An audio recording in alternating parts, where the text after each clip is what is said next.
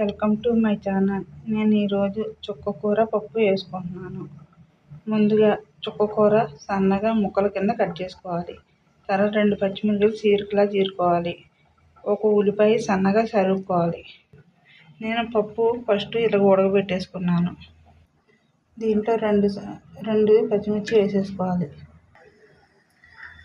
ఉల్లిపాయ ముక్కలు వేసుకోవాలి.